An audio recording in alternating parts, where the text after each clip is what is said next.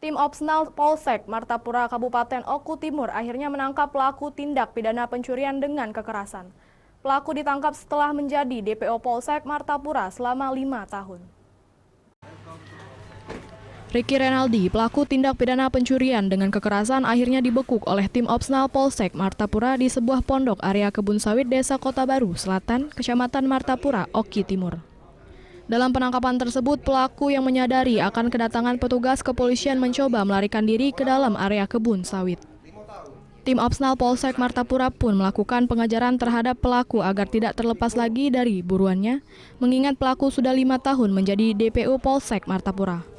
Pelaku diamankan beserta barang bukti 1 unit sepeda motor bodong yang dibeli tersangka dengan uang hasil dari kejahatannya.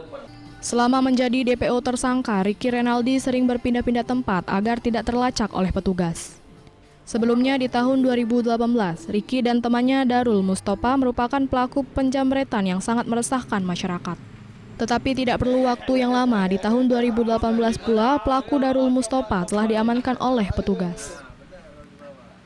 Bahwa sudah lari ke Lampung, lari kemana, dan terakhir memang mungkin yang bersangkutan menganggap bahwa ini sudah aman. Sudah berapa lama tersangka menjadi buron, Pak? Kalau kita lihat dari kejadian di awal, di bulan Juli 2018, tertangkap di bulan Mei 2023, berarti hampir 5 tahun kurang 2 bulan persisnya. Dari Oku Timur, Jatmiko Francisco, iNews melaporkan.